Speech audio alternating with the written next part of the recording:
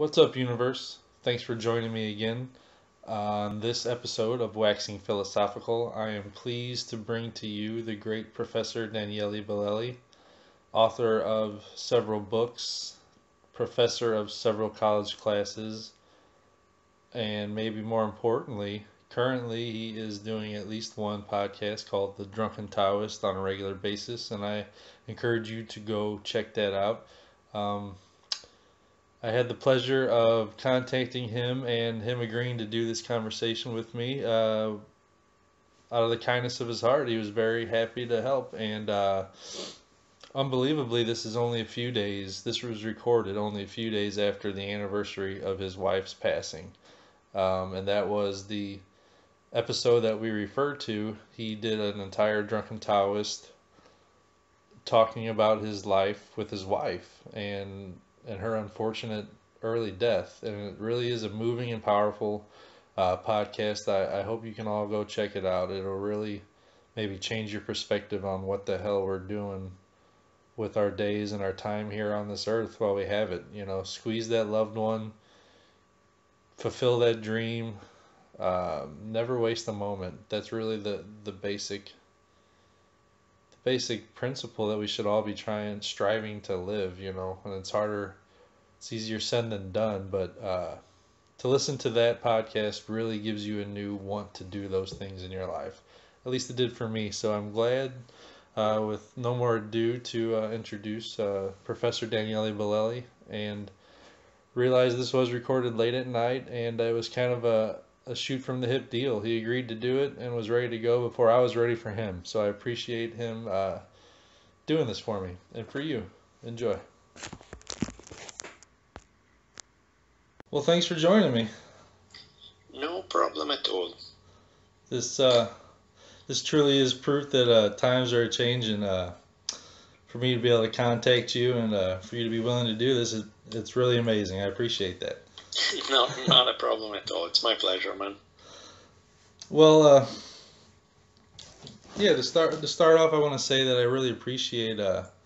Probably, I'm speaking for everyone who listened to your last podcast on the Drunken Taoist. I appreciate that personal story you shared. It was really moving. It was powerful.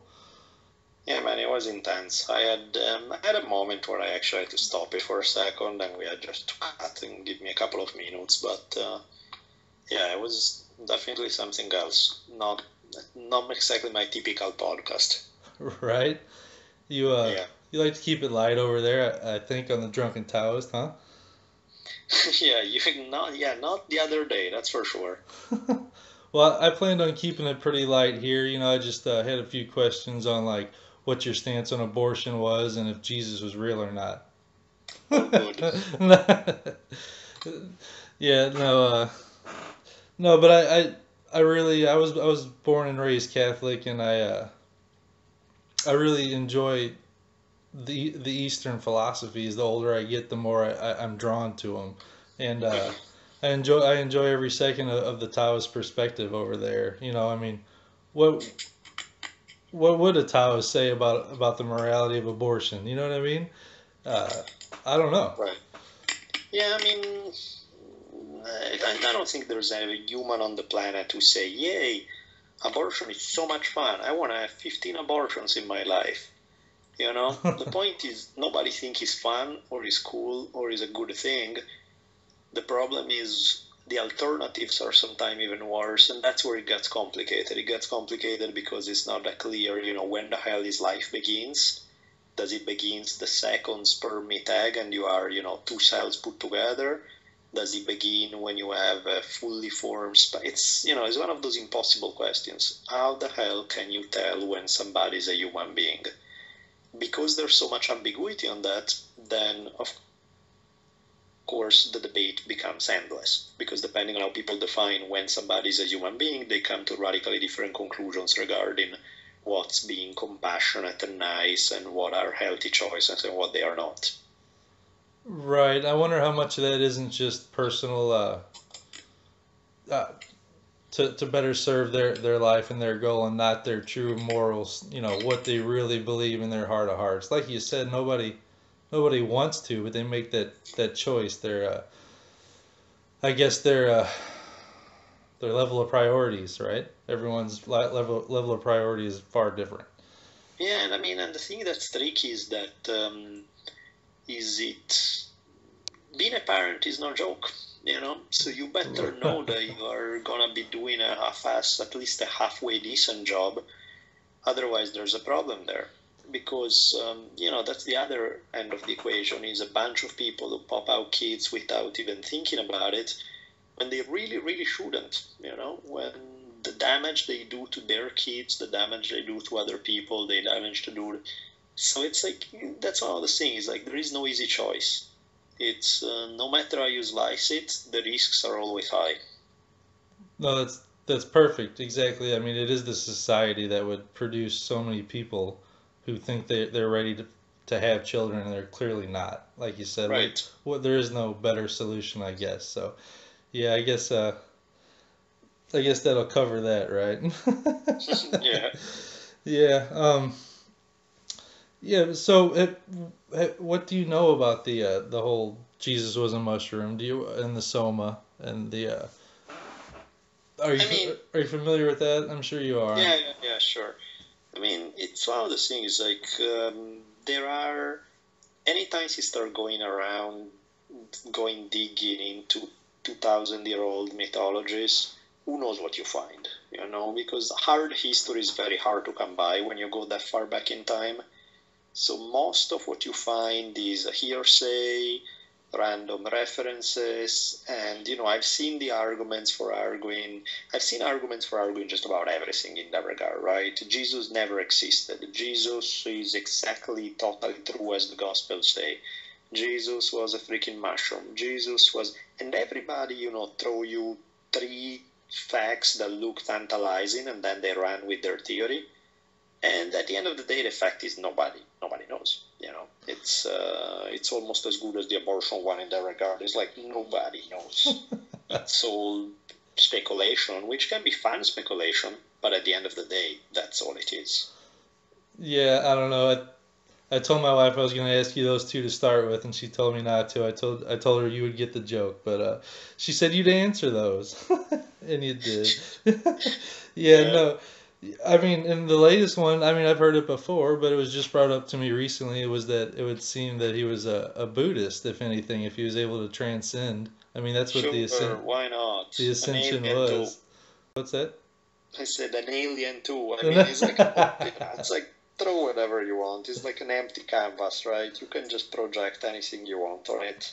Yeah, I was listening to a few hardcore history podcast recently, and one was the Prophets of Doom, and the other was the Genghis Khan finale there. But both of them got around to a point that made me really think that these men all, if they start off claiming that they're talking to God or they're vessels of God or have a Hmm. special connection to God or not, they usually end up saying that in the end as a justification for what they've done. Of course, And I sure. mean, but what do you see a strong connection there with all of these seriously history-changing megalomaniacs? In the end, they all claim some sort of special God-given right to do the things they've done. Well, I mean, it gives you a lot of power if you can claim the role as God's spokesperson, because then suddenly somebody's not just criticizing you, he's criticizing God. So it's a lot of muscle to be able to claim that. So if you can make a case where enough people start believing it, then it becomes a lot easier to convince even more people. There's a lot of power in that claim. Right. I guess it's comes down to convincing them that that's what's going on, huh? I mean, Yep, absolutely. I could walk around and tell everyone that Jesus is talking to me, but I better make them believe that, right? I guess. But as far as religion in general, it seems like the Eastern philosophies are just that. They're more of a philosophy. In the Western religions are everything but that when it comes down to the daily practice of those things. Uh, Right. so I mean, is that where Western religion starts to lose its effectiveness for people in everyday Well, I society? mean, the big difference is Western religions have a faith claim. You know, they are based on the idea of revelation, that there is a being out there that reveals his will to one human being who then communicate it to a bunch of other human beings. and then you can collect all these revelations in books and that kind of thing. A lot of Eastern stuff, not all of it, because some of it is somewhat like the Western, but some Eastern stuff is really more based on this is an idea, try it out. If it works for you, great. If it doesn't, try something else. It's not based on this necessarily claim of divine revelation. That makes a big difference. That truly puts it into your hands, right? That you can Yep. experience this for yourself one way or another. Yeah, big time. Huh. And yeah, I guess as far as the cosmic consciousness, are you obviously familiar with that concept? Remind me a second. Like, what are we talking about? Like cosmic consciousness in which side? In which way? Just in the fact that we're all connected. We're all one non-local consciousness, basically. Sure. That all of these bodies are antennas for that consciousness that we all can look upon ourselves and we're here to experience in a physical form. But yeah, I mean, it's kind of like there's that Hindu idea that every single being is all part of this one same entity. That is all part of this divine entity that is bored, decide to play a game. In order to play the game well, you have to forget that you are playing all the roles. Otherwise, it's not nearly as fun. And so, they say all of life is Leela, is God's play. That's wonderfully put. I guess I've never heard that, and I haven't gotten as far into the Eastern, the Hindu or the Taoist that I really want to. But the thought that you would have to forget that you're playing this game for it to be any fun. Well, I mean, like when if you ever play the game on your own, you end up, half of the time you end up, you have one character that you're playing that you want to win, the other one that you don't want to. So you kind of have to cheat in order to make sure things work out the way you want. And, you're by yourself. So, of course, you can come up with the outcome you want. But to make it fun, you have to make it look like it's happening by chance. You have to somewhat convince yourself that you're not just manipulating the pawns, that things are...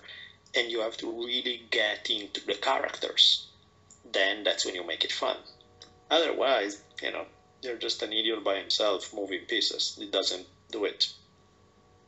That's very interesting. I've thought for a while, and maybe I heard it somewhere, that every addiction, every roadblock in everyone's way, that we manifest those things to give ourselves a difficulty to overcome, to make ourselves feel better about going to work stoned every day, or going to school drunk, or staying up partying too. You make your life difficult just to have those wins. Right. Yep, could definitely. I mean, some people definitely are master at self-sabotage. Are you familiar with anyone with bipolar or mania? Have you ever gotten into that study by chance?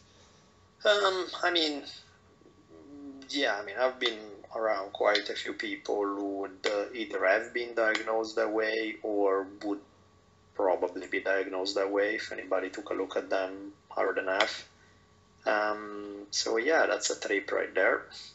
Right, and I wonder if having these philosophies is an alternative way to treat these things. I mean, if you're diagnosed with bipolar, you're gonna take two to three medicines that are different. You're gonna need psychotherapy. You're gonna need group therapy, meditation, change of diet, maybe some medicine, and a lot of soul searching. I mean, but what it comes down to is these people can't deal with emotions and move forward. They want to hold on to emotion. What do you think emotion plays in just everyday decision making?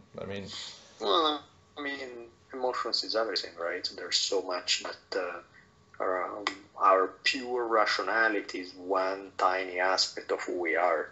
So, of course, emotion is everything, and everybody is swayed one way or another by their emotions. The thing that's tricky is that some people seem to have a deeper range of emotion than most.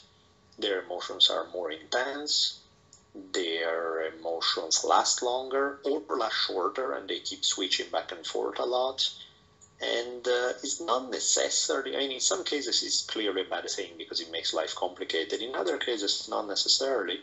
And what you have is that it's like a skill. You know, if you need to learn how to deal with a deeper emotional range, then you have access to a lot more intensity without the ups and downs that are constantly, waving you like a flag around.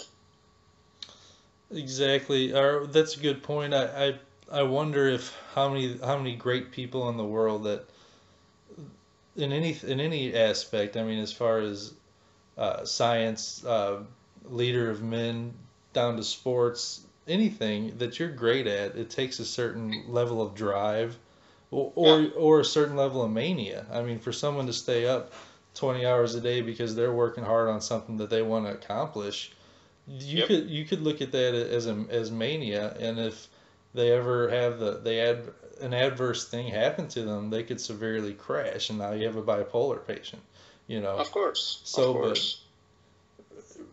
I wonder, do you think that it's is it a possibility that to hone that ability wouldn't be a true evolution of the human race? You know what I mean? To have that taught and learned first, but and taught to be able to hone Yeah, that because it boils down to balance. As long as you can, there's pushing. You need to be, in order to be exceptional in a good way, that also means that you have to be out of the ordinary. And being out of the ordinary means that you may be, is not just purely there's a good way to be out of the ordinary and a bad way. Often you're just out and you have to figure out whether you're going to be able to harness it in a good way or in a bad way. It's the same thing that can make you great is the one that can screw you up. So it's really a matter of learning how to ride a wave, or not learning how to ride it and just being crushed by it. see I wonder if meditation isn't the perfect balance for someone going full steam like that on something. I've never meditated in my life, but I can only imagine that you to go like you said that there has to be a balance, and if you go full steam and never find downtime, you're Right. gonna crash, you know. Yeah, of course, definitely. So I mean, you meditate on a regular basis. Is that part of your life? Um, no, not that much. I've done it at different points in life, but no, I wouldn't say especially now, not as a regular thing. Right. When are you gonna find the time, huh? Well, but again, yeah, part of it is that, and part of it is, there are times of your life when you feel a need for something more than others. Absolutely. What benefits did you find from it? I mean, do you suggest it for as far as you think everyone should do it once, or Yeah, I mean, sure, try, sure, at least we know what we're talking about, and probably more than once, because once probably you just got, you're distracted by so many sensations and feelings and thoughts and stuff that you probably have to do it a few times to get a feel for it. I got you. How has your last book done? It's been a year since it's been out. Building your own Yeah, religion. it was last April, so almost a year. Has it done well here, or It's doing all right. It's, like books are, there are very, very few books that sell a ton of copies, then most books sell next to nothing, and then there are a bunch of books that will sell something, but of course, something and is there are very different degrees of something. I'm happy with how it's doing. Overall, it's going okay. I could always be more, of course, but I'm happy with the way it's working. awesome? Is it on for sale on like an e-reader or a Kindle or something Yeah, like that? Yeah. yeah. There Okay. is for Kindle. There is for regular print copy. They didn't make any audiobooks or anything. I'm not sure why, but in any case, they did not. Um, they just did a Kindle and print. Audible and easy get on that, huh? Unbelievable. Yeah, yeah, yeah. No, yeah. So that whole idea of building your own religion, what do you see the internet playing a role in that? Do you think that this could be used as a tool for obviously you do think that can be used for a tool for getting people together and talking and discussing, but as far as some sort of structure, even as far as like virtual reality could play a part in that structure where people could get together and talk about philosophy, if you want to call that a religion or not, whatever. Do you think that's a possibility?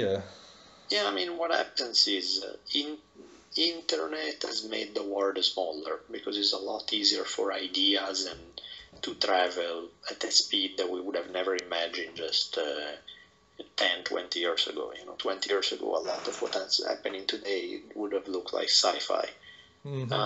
So inevitably, even in things like internet basically gives you a lot more choices. You're not stuck with what you grew up with. Suddenly you have a lot more options regarding what you want to believe, ideas, philosophies, things that you can derive stimuli from, and so on. So that's the beauty of the game. And this is, while the philosophy of being able to create your own thing may have always existed, the possibility that people have today is so much deeper than ever before. Wonderful. And I do find it almost comical. I mean, when I hear like a quantum physicist talk, I feel like I'm listening to a priest talk. They both say that anything is possible. The priest just says anything's possible with God. A quantum physicist Right. says the whole thing's based on that possibility. Mm-hmm. They talk about the interconnectedness of the cosmic consciousness or whatever you want to call it. Well, sounds a lot like the Holy Spirit that the priest talks about. It just they're talking about the same thing, but they just are using. I guess the priest is using what 3,000 year old terminology is the gist of it. Yeah, that's what makes things difficult in terms of a lot of conversations, not even just about religion or philosophy, but just about anything, is that people often they use certain terms, but the way people use them or hear them is radically different from each other. So you have this, sometimes people may use the same term, like the word God is a perfect one, right? People can mean anything and nothing by that. From an image that's basically Santa of the good guy with the beard in the sky who knows what everything that's good and bad in the world, to more amorphous idea like the Tao or things that there's. So one of the things that's tricky in this regard is the enormous variety of meaning that people give to the same words, which make having a conversation about these things sometimes complicated. Indeed. As far as even inner dialogue, I wonder how different it would be from one person to the next. And I mean, it sounds weird, but I went to the Catholic school for 13 years. It was because my grandma, who I lived next to, was very Catholic and very Italian, and that was what we did. We went to the Catholic school and went to church with her. But I have this thing where it was you almost speak to God in these tiny little prayers throughout the day, if that makes sense.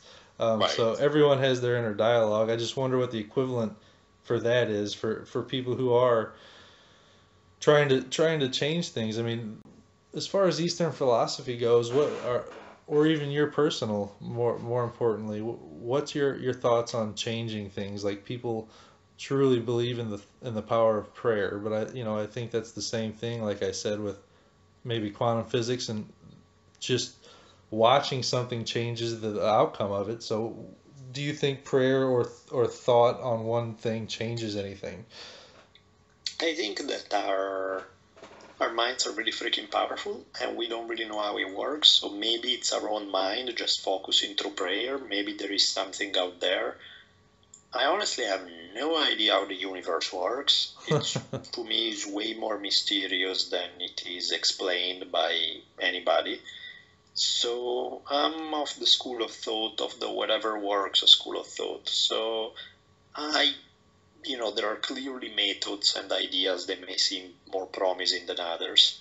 But at the end of the day, I mean, I've seen all sort of crazy things happen that should not happen according to purely scientific laws.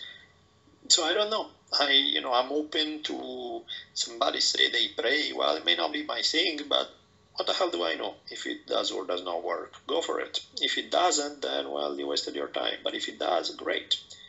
I honestly don't care how people get to have results as long as the results are delivered. That's perfect, and I agree with you wholeheartedly. You know, growing up Catholic, of course, I turned atheist in high school. That's the thing to do in America when you're in Catholic high school is to be an atheist. So, Right. you know, I used to tell my grandma that though. I would talk to her, and to her, it's life or death. You know, it truly Hmm. is the life or death of your soul to her. So, Right. we'd have talks, and I'd tell her if it works for you, awesome. You know, if you believe that letting go and letting God is the way to go, then awesome. You know, and it truly does make her happier. It makes her feel better, you know. So I think, like you said, whatever works, right? Right. Exactly. Definitely. But I wonder what like you said, the focused energy of the brain, what there is to that. I As mean, far just the idea of the placebo effect is crazy, right? I mean, people, we say it like it's nothing, but the fact exactly, that there's a pretty high percentage of healing that takes place before because people think that they are gonna be healed, that's just weird. And that yet, it's a fact. it's a fact that they have to have any test done. They have to account for the placebo effect, correct? I mean, for Yeah, that's just weird. that's mine. I mean, that's almost proof, right? And I mean, they might look back in 100 years and say, why didn't they recognize that proof that that the Right? mind has this power, that the Yeah. mind has the power to heal or to change the outcome or to yeah, belief is a an amazing thing, and I guess that's why religion has stuck around for so long, right? They play on the belief. Right. Right. Absolutely. I always wondered about like the acid culture and the whole the idea that it seemed like the theory behind the acid culture was that we're all connected, right? We're all one. We're all Right. part of Yeah. something greater. But that's it's so religious to me is what I used to think of. But that all it is it's spiritual, right? It's a spiritual knowledge. And I mean, have you taken? I don't know. I've never heard you talk about it. Have you taken any hallucinogens? I don't know. Yeah, but I mean, the thing that's again that's so messy when discussing sort of the ultimate aspects of how reality works is that any discussions we're having is based on incomplete knowledge. Because at the end of the day, nobody knows. Everybody can have glimpses, everybody can have, little bits of understanding and knowledge that they can develop through direct experience, but it's always partial. Is always, even the deepest revelation is always a partial revelation. So that's what makes it tricky. It's like nobody has knowledge from A to Z about any of these things. Exactly. Yeah. To feel more confused after a conversation, I feel like I'm getting somewhere. You know what I mean? It's a but you teach philosophy, religion, and history. Is that what you teach currently, or? Yeah, I teach in the history department, and I have courses on history of religions. I have courses on a bunch of different things, but it's all in a history department. And how much of it do you find is crap? Well, I mean, I like teaching. I enjoy the students. I enjoy the environment. That aspect of my job I really like. Of course, it's not all of there is to it, but that particular part of my job I have a really good time with. And you can cherry pick a little bit, can't you, throughout the course selection as far as what you go over and what you don't. So Sure, of course, because there's so much stuff that, of course, you can talk about history. This is what happened. There's so much variety. You're going to pick clearly some of the things that you find more intriguing. You sort of cover a little quicker the stuff that you don't find as stimulating. Everybody does it. Everybody's going to give you their versions of the highlight of what they find most interesting in that regard. exactly. Do you do all internet classes or do you go in? No, I do only, I think, one class online mostly, and for the majority, I go in.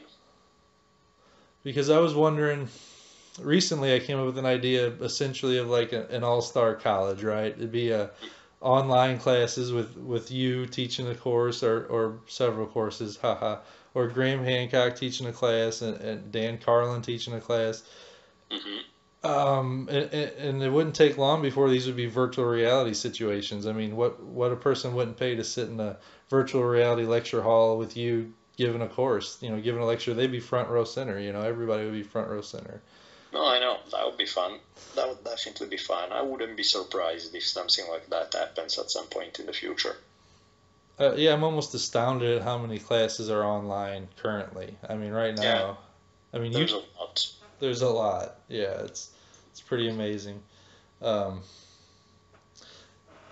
yeah, and it's also amazing how many teachers are just free thinkers, and like you say, you enjoy talking, you enjoy teaching, you enjoy the interaction. Um, but so many of these teachers are put in a box. It's pretty amazing to find out how many of them are free thinkers. Is all I was getting at there. Yeah, I mean, it's kind of go with the business, right? It's like it better be what you enjoy doing because you're gonna spend so much time doing it. So you better be because you're excited about thinking about different possibilities and slicing reality in different ways, getting into conversations. That better be the good reason why you're doing it. Right. Um, yeah, and I've heard you don't watch much TV, right? If little, if any. No, I mean I'll watch. I I don't really have TV. I have it through Netflix. I'll get if there's something I really want to watch, I get it on Netflix. So I'm never flipping channel. I'm just picking the stuff I want.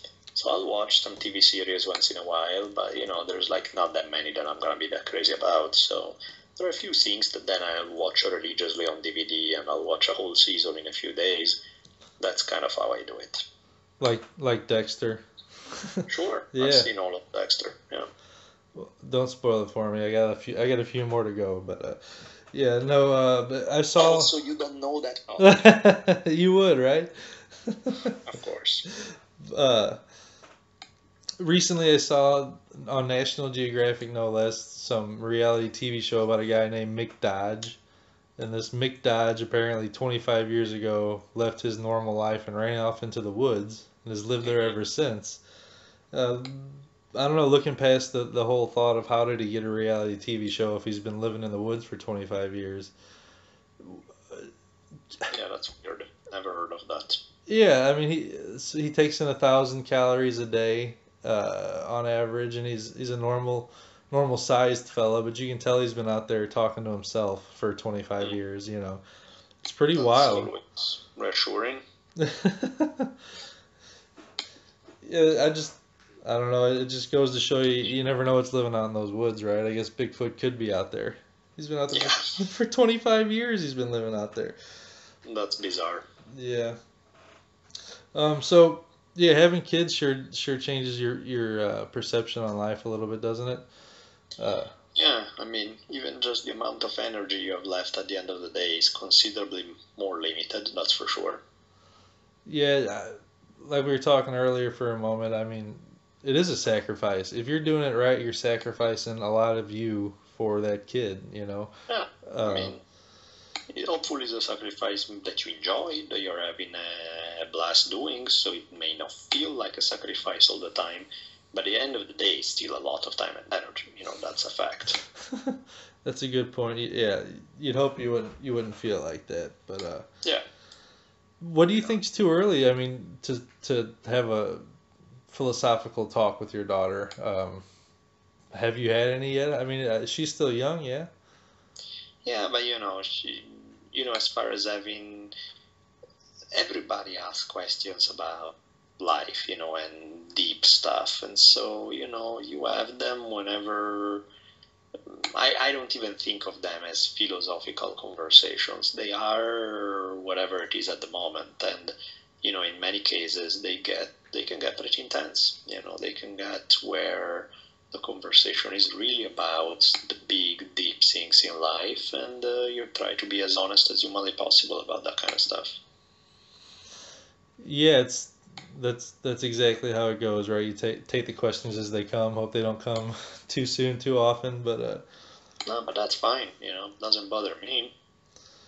yeah, unfortunately, we had I don't know. Today was a weird day. We had long story short, one of my daughters had a child in her class since preschool who had I believe it was a brain tumor, had brain cancer, and he died in second grade.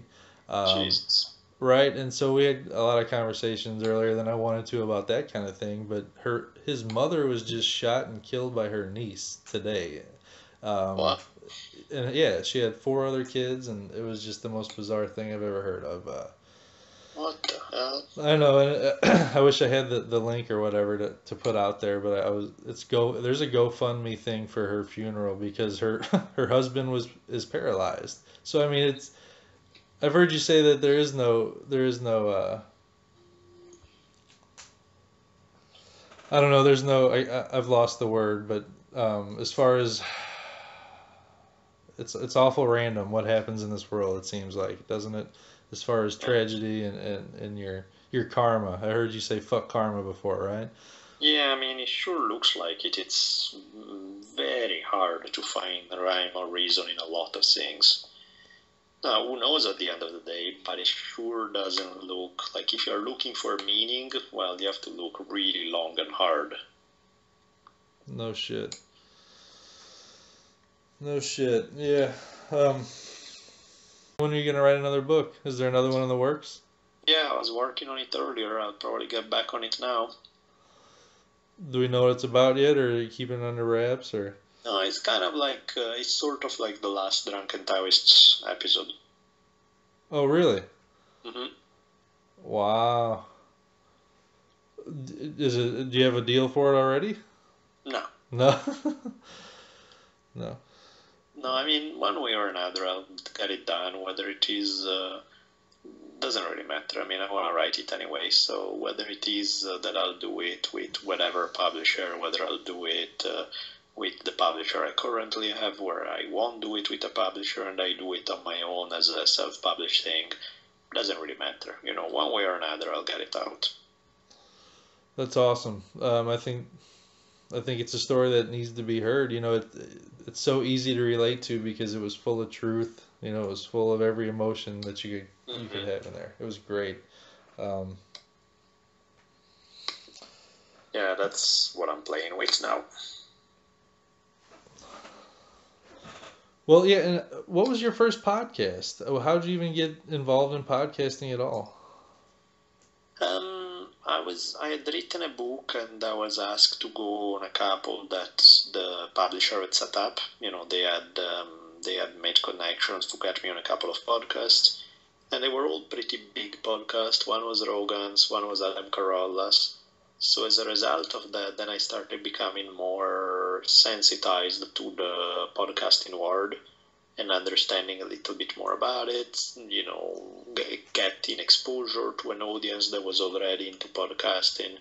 So eventually, you know, after a long time that I was doing guest podcasts for a bunch of people, I started getting the pressure to, hey, start your own, start your own, start your own.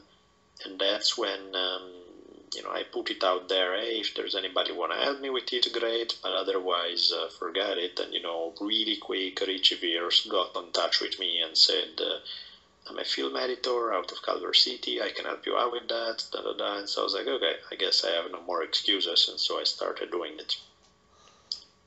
That's great. Yeah. Um, do you plan on doing that for the foreseeable future? Yeah, I mean, I'm having fun with it, so I really don't see why not. That's awesome. That's awesome.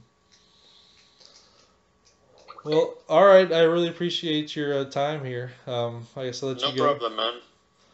All right. I will talk to you again in the future, I hope. You bet. You have a good one. All right, you too. Thanks a lot. Well, thanks for listening again. And I just want to, as a quick aside, say that the child that we spoke about at the end of this podcast, his name was Alex Onkel, Onkle. His mother, I believe, was named Wendy, and I still do not have a website for you to go to if, out of the kindness of your heart, you wanted to throw some coin to their unfortunate situation. I do believe there is a GoFundMe for him still. There is an Alex Onkel Cancer Foundation that was set up by his now deceased mother, just for cancer research for children, but if you had the ability and the want in your heart to help someone in need, his family is in need. And I guess I'm a more miserable individual. I have not ever been on the GoFundMe and set up the whole a password and username and shit. So when I went on there, I wasn't able to find him. But if you've been on GoFundMe, just take a second, maybe throw a dollar their way. I don't know what else to say about it. It was a tough situation, and I hope you enjoyed the interview. Have a good night.